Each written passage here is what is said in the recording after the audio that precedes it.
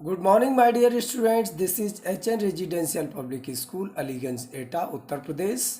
Our school is providing online classes of all subjects on YouTube channel. To find all kinds of videos and all subjects videos on this channel, please subscribe this channel firstly, then notify all the videos which we uploaded on this channel. Hello, good morning, bachcho.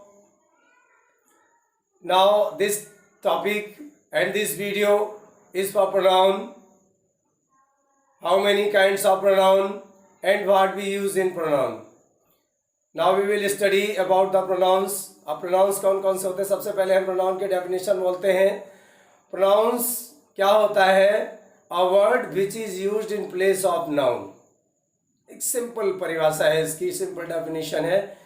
एक वह शब्द जो noun की जगह पर use किया जाता है. जैसे कि मैं नाउन हूँ, आप भी नाउन हैं, आपकी जो बुक है वो भी नाउन है, आपकी जो पेंसिल है वो भी नाउन है. आप जिन सभी चीज़ों को देख सकते हो वो क्या होती हैं? वो सभी नाउन होती हैं. ठीक है ना. तो उन नाउन की जगह पर जो सेकेंड वर्ड यूज़ किया जाता है, जो अदर वर्ड यूज़ किया जाता है, वो प्रोनाउन कहलाता है. जैसे कि मैं पर्सनल प्रोनाउन हो गया. अब पर्सनल प्रोनाउन कैसे होगा? क्योंकि मैं एक पुरुष हूँ तो मेरी जगह पर ही का यूज़ होगा. आपकी मदर है, वो एक क्या है? वो एक महिला है, तो वो महिला सी हो गई. आपका ब्रदर आपका ही हो गया, वो पर्सनल प्रोनाउन हो गया. आपकी सिस्टर है वो सी हो गई, वो पर्सनल प्रोनाउन है. आपकी आपकी जो बुक है वो इट है, वो भी पर्सनल प्रोनाउन है, क्योंकि नाउन से बनी है ना. प्रत्येक वो शब्द जो नाउन की जगह पर इस्तेमाल किए जाते हैं वो प्रोनाउन कहलाते हैं. अब यहाँ पर हम देखेंगे प्रोनाउंस कितने प्रकार के होते हैं बच्चों. यहाँ पर देखिएगा 8 kinds of pronoun. Number 1 personal pronoun. अब पर्सनल प्रोनाउन में कौन कौन सा वर्ड आता है? देखिए I, we, he, she, it, they, you, thou. जो मैंने एक्टिव वॉइस को पैसिव वॉइस में चेंज करने के लिए एक वीडियो बनाया है, उसमें पर्सनल प्रोनाउन का टेबल मैंने ऑलरेडी दिया है, उससे आप पर्सनल प्रोनाउन को देख सकते हैं. ठीक है ना. उसके बाद आया नेक्स्ट आपका डेमोन्स्ट्रेटिव प्रोनाउन. डेमोन्स्ट्रेटिव में क्या होता है? दिस, दैट, दीज, दोज, सच. अब यहाँ पर देखना है हमें, जैसे कि दिस हो गया नजदीक के लिए, दैट दूर के लिए हो गया, ये क्या है? सिंगुलर हो गए. दीज पास के लिए, दोज दूर के लिए प्लूरल हो गए. सच ऐसा. इनका यूज जो आपके डेमोन्स्ट्रेटिव प्रोनाउन होते हैं वो किसी भी वस्तु को संकेत करने के लिए यूज किया जाता है. नेक्स्ट आपका रिफ्लेक्सिव प्रोनाउन. रिफ्लेक्सिव प्रोनाउन क्या होता है बच्चों?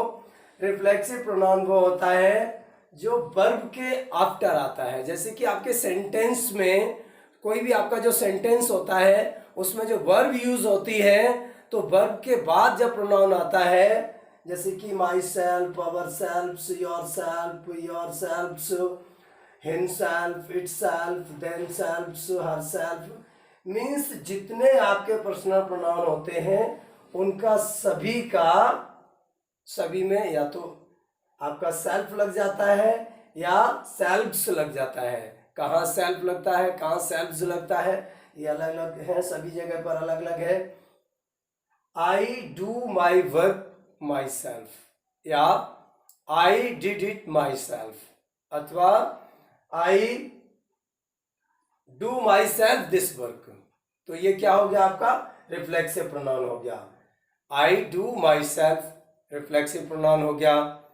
I do it my self, ये आपका क्या हो गया? एम्फसाइजिंग प्रोनाउन हो गया. एम्फसाइजिंग आगे बढ़ेंगे तब बताएंगे. तो वर्ब प्लस रिफ्लेक्सिव प्रोनाउन. किसी भी सेंटेंस में पहले आपका सब्जेक्ट आता है, उसके बाद वर्ब आती है, उसके बाद my self, our self, your selfs, himself, itself, themself, herself, etcetera. इनमें से कोई भी आता है तो आपका कौन सा कहलाता है? वो रिफ्लेक्सिव प्रोनाउन कहलाता है. ठीक है ना, वर्ब के आफ्टर. अब नेक्स्ट चलते हैं हम, 4th नंबर पे आते हैं डिस्ट्रीब्यूटिव प्रोनाउन. डिस्ट्रीब्यूटिव प्रोनाउन बच्चों कौन सा होता है? जो किसी भी व्यक्ति, वस्तु, स्थान को अलग अलग करने का कार्य करता है. जैसे कि ईच हो गया, मीन्स प्रति एक. वन हो गया एक के लिए. आइदर कोई भी, नाइदर कोई नहीं, एनीथिंग कुछ भी, ठीक है ना। तो ये क्या करते हैं, जो आपके डिस्ट्रीब्यूटिव प्रोनाउन होते हैं वो वस्तुओं को अलग अलग करने का, व्यक्तियों को, स्थानों को अलग अलग करने का कार्य करते हैं। नेक्स्ट है आपका इंडेफिनिट प्रोनाउन। इंडेफिनिट प्रोनाउन का मतलब होता है जो क्लियर नहीं है, डेफिनिट नहीं कहा जाता, उसके कहा जा सकता उसके बारे में, उसे हम इंडेफिनिट प्रोनाउन कहते हैं बच्चों।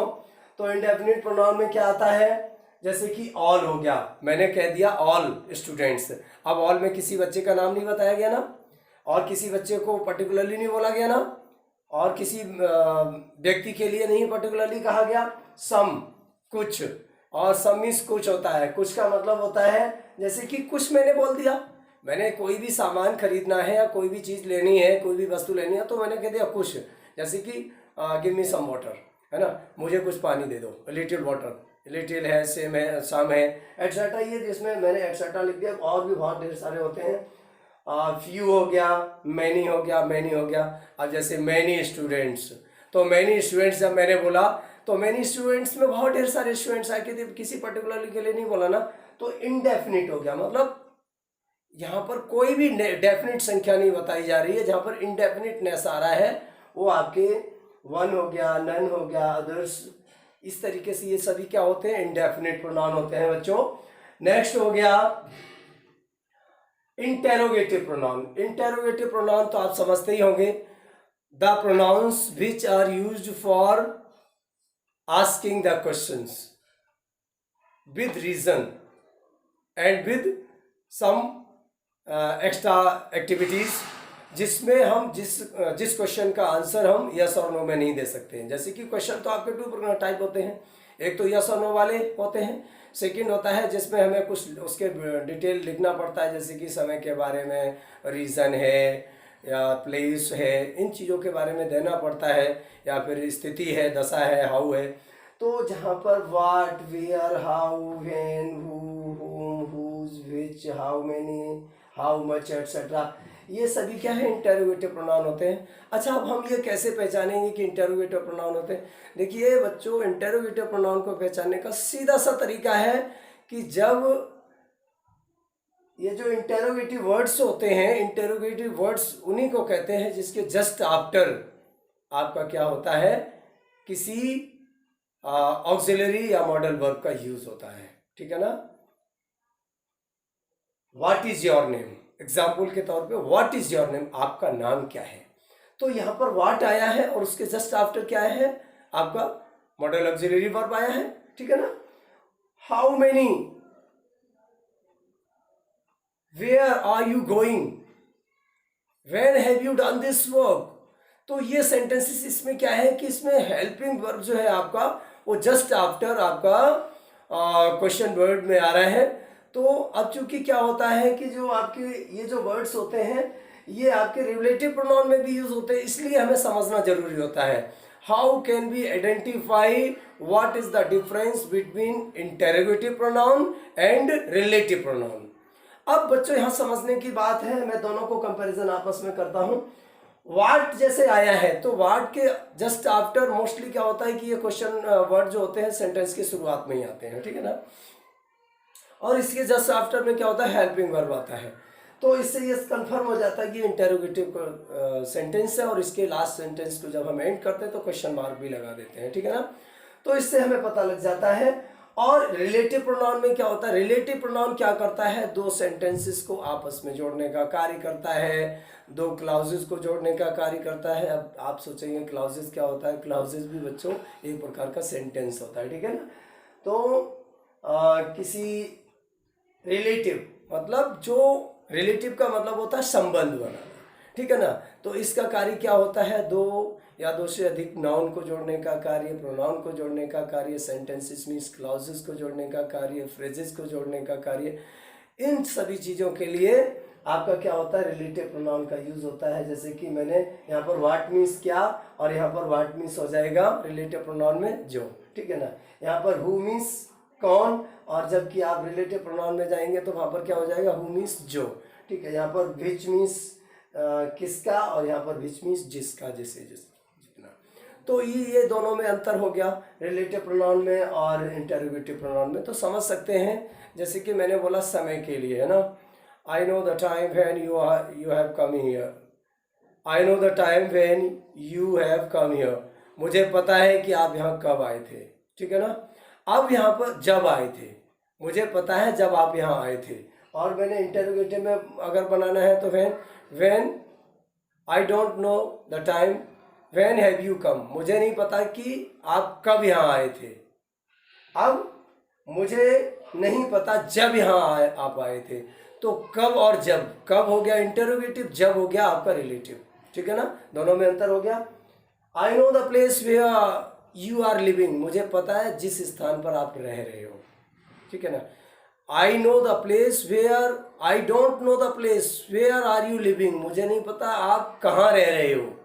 तो आप वहाँ पर इंटरोगेटिव पोजीशन वही है, मतलब सेंटेंस के बीच में आया क्योंकि दो क्लॉजेस को जोड़ने का कार्य कर रहा है। तो लेकिन दोनों में अंतर क्या हो गया बच्चों, अंतर ये हो गया कि एक जगह पर वो इंटरोगेटिव वर्ड्स के रूप में यूज हो रहा है, यहाँ इंटरोगेटिव प्रोनाउन के रूप में यूज हो रहा है। सेकंड स्थान पर उसका यूज किसके रूप में हो रहा है, रिलेटिव प्रोनाउन के रूप में। अब नेक्स्ट चलते हैं हम एम्फसाइजिंग प्रोनाउन।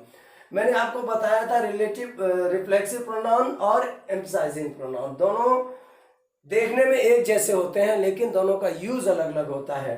जैसे मैंने बताया था रिफ्लेक्सिव प्रोनाउन का यूज क्या होता है, verb plus reflexive, my self, ourself, yourself etcetera, means verb के जस्ट आफ्टर होता है। जबकि एम्फसाइजिंग प्रोनाउन क्या होता है, किसी सब्जेक्ट के जस्ट आफ्टर होता है। जैसे I myself do this work, मैं इस कार्य को स्वयं करता हूं। आई वॉच माई सेल्फ, ये आपका किस में आ गया, ये आपका रिफ्लेक्सिव में आ गया। आई वॉच माई सेल्फ, मैं स्वयं नहाता हूं। आई माई सेल्फ वॉच, तो दोनों में अंतर हो गया ना। जब आपका एम्फसाइजिंग होता है तो सब्जेक्ट के जस्ट आफ्टर एम्फसाइजिंग प्रोनाउन का यूज होता है, और जब रिफ्लेक्सिव होता है तो वर्ब के आफ्टर आता है। दोनों में अंतर समझ में आ गया बच्चों। मैं समझता हूं कि आपको सभी प्रोनाउंस के बारे में समझ में आ गया होगा। अगर आपको थोड़ा सा, मैं समझता हूं कि लाइट दिख रहा होगा, हल्का दिख रहा होगा, तो इसे आप जूम करके देख सकते हैं। और इस चैप्टर के साथ साथ मैं पेरेंट्स को एक मैसेज देना चाहता हूं साथियों। आप कहते हो कि बच्चे पढ़ते नहीं हैं, लेकिन मैं कहता हूं कि आप बच्चों को पढ़ने नहीं देते हो। सही बात तो यह है। होता क्या है, एक तो फर्स्ट थिंग यह है कि बच्चों को आप मोबाइल नहीं देते। आप अपने फेसबुक, ट्विटर, इंस्टाग्राम और यूट्यूब पर अपने पसंद के वीडियो देखते रहते हो, और बच्चे कहते हैं कि पापा मम्मी मुझे मोबाइल दे दो, और वो आप देते नहीं हो। तो होता क्या है, इस कंडीशन में बच्चे आपसे कुछ कह नहीं पाते क्योंकि आपसे डरते हैं, और वो डर की वजह से आपसे कह नहीं पाते हैं। और आप सोचते हो कि इधर आप शिकायत करने पे तैयार रहते हो कि सर हमारे बच्चे पढ़ते नहीं है। देखिए आप गलती कर रहे हो, उसी का बच्चा नहीं पढ़ता है जो पेरेंट्स बच्चों का साथ नहीं देते हैं। मैं समझता हूँ इन चीज़ों को। देखिए मैं आपको अच्छी तरीके से समझता हूँ, मैं अपने बच्चों को भी जानता हूँ, मैं सभी बच्चों को जानता हूँ। अपने क्या, जो भी बच्चे इस वीडियो को दे रहे हैं, मैं बच्चों की सबकी टेंडेंसी जानता हूँ। बच्चों की टेंडेंसी क्या होती है कि जब तक, जैसे भोजन की बात करें तो भोजन तब तक नहीं बच्चा करता है जब तक उसे कस के भूख नहीं लगती है ना। तो बच्चा तब तक नहीं पढ़ता है जब तक मैं और आप दोनों लोग उसे ये नहीं समझाएंगे कि पढ़ना क्यों जरूरी है। उदाहरण के तौर पे, जैसे कि मोस्टली लोग कहते हैं कि गाय दूध देती है। मोस्टली लोग ये कहते हैं कि गाय दूध देती है। आप जरा सोचिएगा, गाय दूध देती है या गाय से हम दूध निकालते हैं? अगर गाय दूध देती होती तो दूधिया की और ग्वाला की जरूरत नहीं होती, आपको दुहने की जरूरत नहीं होती। गाय दूध देती नहीं है, गाय से दूध निकालना पड़ता है। उसी प्रकार से स्कूल शिक्षा देता नहीं है, स्कूल से शिक्षा लेनी पड़ती है। अध्यापक एजुकेशन देता नहीं है, अध्यापक से एजुकेशन लेना पड़ता है। ये वीडियो आपको एजुकेशन दे नहीं रहा, इससे आप लीजिएगा। वीडियो को देखने वाले हजारों लाखों होंगे इसे, लेकिन नॉलेज क्या हजारों लाखों ले पाएंगे? क्या नहीं ले पाएंगे ना। उसी तरीके से तो आप एजुकेशन को स्कूल आपको दे रहा है या आप ले रहे हो, आप उसमें से एजुकेशन निकालने की कोशिश करिएगा, शिक्षा ग्रहण करने की कोशिश करिएगा। जिस प्रकार से गाय दूध देती नहीं है, गाय का दूध हमें निकालना पड़ता है, उसी तरीके से स्कूल और टीचर एजुकेशन देता नहीं है, हमें एजुकेशन को निकालना पड़ता है और भेजे में डालना पड़ता है। मैं समझता हूँ आपको ये वीडियो बहुत पसंद आया होगा। अगर बच्चों आपको बोरियत हो रही है, इसीलिए मैं हंसा के पढ़ाता हूँ and all time easy way में पढ़ाता हूँ, ताकि आपको समझ में भी आए और अच्छा भी लगे। और पेरेंट्स भी साथ में इस वीडियो को जरूर देखें। मैं ये नहीं कहता कि आप लोग पढ़िएगा, लेकिन आप लोग पढ़ें जरूर नहीं, ये तो देखें कि सर स्कूल में कैसे पढ़ाते हैं। आज आपको मौका मिला है कि सर कैसे पढ़ाते हैं। अभी तक तो आप सिर्फ बच्चों के मुंह से सुनते थे कि सर बहुत अच्छा पढ़ाते हैं, सर ऐसा पढ़ाते हैं, सर वैसा पढ़ाते हैं, लेकिन आज आपको मौका मिला है कि मैं कैसा पढ़ाता हूँ और बच्चों को कैसे समझाता हूँ, ये समझ में आपको आ गया होगा। क्योंकि जब मैं समझता हूँ कि आप लोगों के भी समझ में ये वीडियो आ गया होगा, आपको भी प्रोनाउन समझ में आ गए होंगे। तो इसी तरीके से आप लगातार वीडियो देखते रहिएगा, मैं वर्क डालता रहूँगा। अगले दिन नया चैप्टर होगा और इस वीडियो का जो होमवर्क होगा मैं अभी पीडीएफ फाइल या जेपीजी या पीडीएफ फाइल बना करके डालूंगा। आप लगातार कंटिन्यू बने रहिएगा हमारे साथ। Thanks for watching my video and thanks for all of the parents and students who are watching this video. If you like this video, please like and share. Thank you.